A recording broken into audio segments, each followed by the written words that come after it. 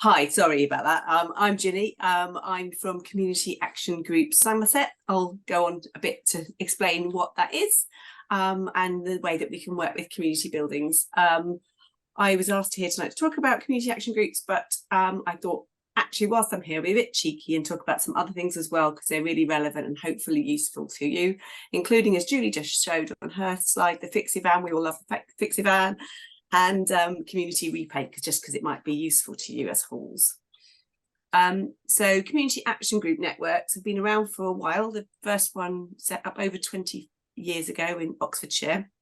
And this is just to show really that they've been around for a long time. Even though we've just launched in Somerset a couple of weeks ago, we're in this lovely position that we can use all these incredible resources that have come from other places and make them really relevant to Somerset whilst being, new to the county as well. So what is a community action group? It's a group of local people coming together to take action in the community and working towards a more sustainable way of living. So that's they can be all sorts of different things. Julie had really good examples of some of them there. So absolutely, repair cafes, they often run from community buildings. They're fantastic. They get a really wide range of people from the community coming in and using the community building that might not have otherwise. There's community fridges, which absolutely, again, encourage a huge range of users. There's people who use community fridges because of the waste issue. There's people who use the fridges because of food inequality, all sorts of different things. And so, again, it will bring lots more users to the hall. Well, in Somerset, the first community fridge was even set up, and which was in Frome. So it's lovely. It's like Somerset's leaders in all of this. It's great.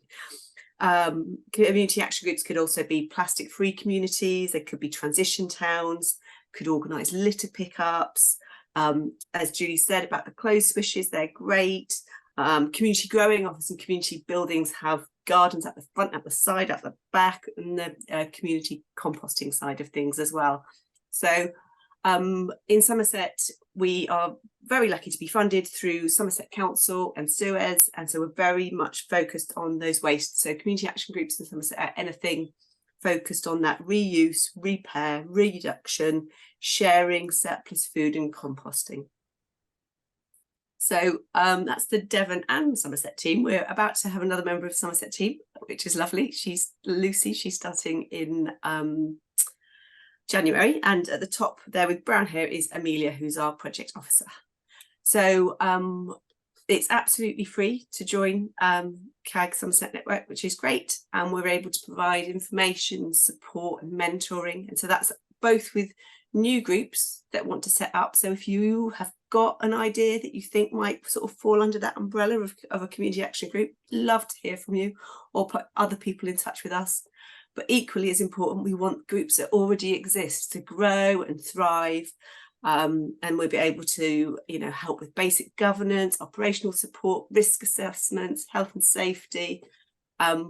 We are also very lucky to be able to support brand new groups that set up with the first year of insurance costs. So, for example, repair cafes, one of their big barriers to setting up is actually finding the cost of insurance for that first year, because how can you run when you haven't had a chance to take donations? So we can help them set up safely, get all those policies and procedures in place, get them that first year of insurance, and so that they can then run on a donation model. And repair cafes become self-sustaining on the whole. They're incredible because people really get behind them. They're so enthusiastic about them, and they're really lovely places to be. The repairers themselves enjoy the challenge of the difficult repairs, and it's a very friendly, welcoming, inclusive environment. We're also able to provide small grants to members, very small, only like a £300 level. And that might be for like pop-up banners. It might be for, again, going back to the repair cafes, just because they're so relevant to community buildings, it might be for a pat tester office, which helps with the small electrical testing, which are really important. We're also able to help with publicity through CAG social channels, Amelia's able to actually come out and help groups on a one-to-one basis to navigate through social media, because lots of people do find that a bit challenging. And then it also importantly, we're able to provide free training to groups that they would otherwise might have to pay for. So that might be for repair cafes, it might be training to use a pat test. So you need to be competent to be able to do that, and you need to prove that. So we could provide pat testing training, or it might be for the community fridges or the food pantries. It might be around food hygiene certificates. Any form of training will be decided by the network members themselves and be relevant to the network. And then really importantly, we can also help groups with measuring their impact. And so this is about carbon emissions, but it's also about volunteers' time or waste tonnage, etc.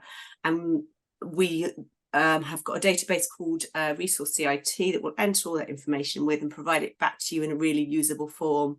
And that's really good for things like funding applications, but it's also good to share with your wider community, to show actually what the group you're doing, what it's achieving, and really importantly to share back to the volunteers themselves, because it's really easy to feel eco-anxiety about all the state of the world and the climate emergency, and that people feel they can't do anything. And this is all about absolutely what action you can take and what you can do at a really local level and the difference that it makes.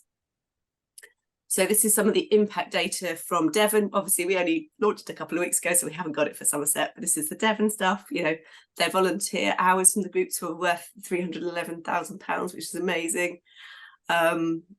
Reducing carbon emissions, which, you know, incredible, really, really good. You can read the figures for yourself, and they're likely to be an underestimate as well. And this is a quote I included because it's not just all about the figures. The figures are important, but actually sometimes changing the world or even our little corner of the planet seems too big a task. But working together as a group locally and within the network of CAG makes it seem a bit more manageable and a lot more fun. CAG enabled our groups to get off the ground and make them happen. So I think that's really important. That personal side of being involved is absolutely vital. So whilst I'm here, I want to talk about the Fixy van. You saw it in Julie's slide with the big blue van with big white writing. It's a lovely project, and it really promotes reuse and repair. And so it's been really successful in getting volunteers for repair cafes, which is wonderful. It works with partner organisation Donate IT, who are incredible, and we do tech amnesties, which you might be interested in. So the tech amnesties are when people bring their smart tech along. So that might be laptops, tablets, old phones. Everyone's got a drawer in their house somewhere with some dodgy old phones in there. And as far as possible, Donate IT refurbish those bits of equipment, and they're absolutely GDPR compliant, and so everything is done safely, so you don't have to worry about, oh, I've got my bank details on that, or oh, I've shared some personal details on it. It's all done securely, and as far as possible that's refurbished and given out to people who are digitally excluded back into the community in Somerset communities.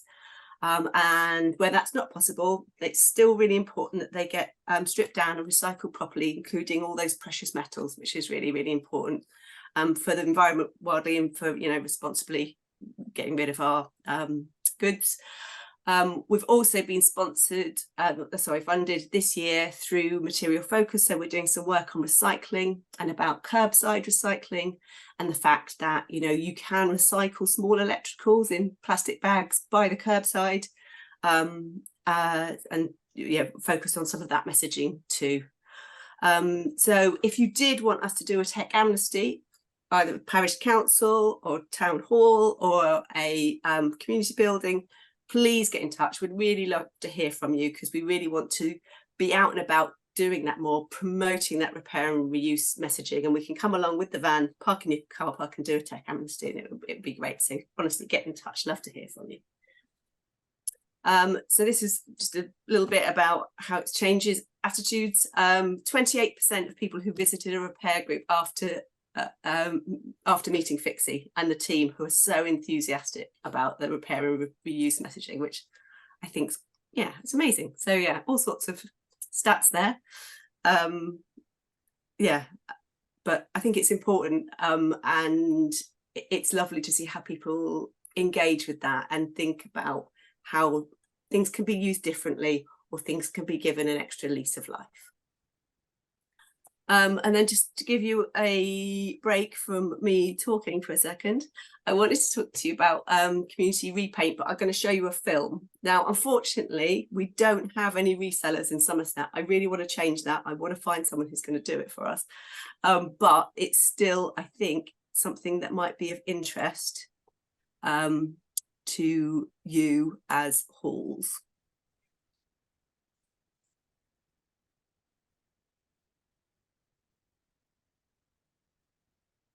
Can you see that?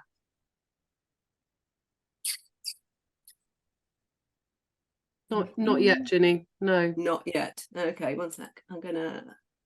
You might have to stop sharing and then share again. Stop that one. Share this one.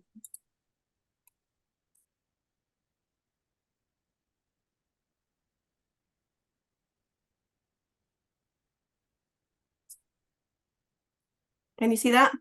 Yep, that's good.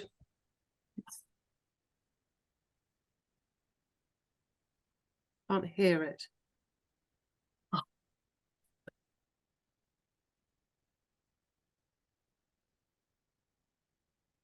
I won't make you sit through it without hearing it.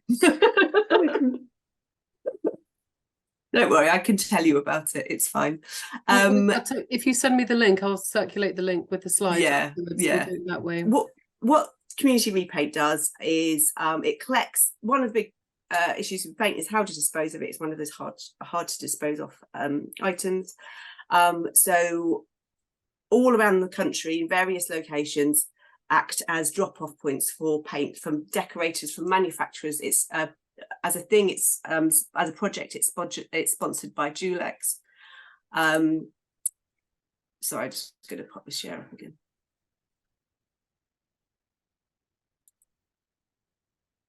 Oh.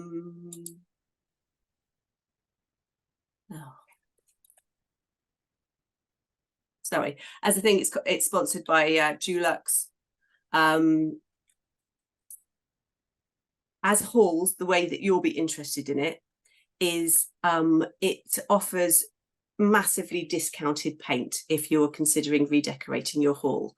So it takes all this unused paint and it re-blends it into colours that you would want for your hall, and you can buy it at about a £2 a litre price point. So even with transport costs, it's still a cheaper option if you are redecorating your hall. So I just thought that was just an interesting one, completely different, nothing about getting more users in your hall, but it's got an eco focus and it might be useful if you were thinking of redecorating. So we're going to have questions at the end, but I just thought if you wanted my contact details, I'd love to hear from you if you've got any community group ideas that we could support you with, or if you're involved or have got action groups running from your premises, please let me know. Please get in touch and I'd love to talk.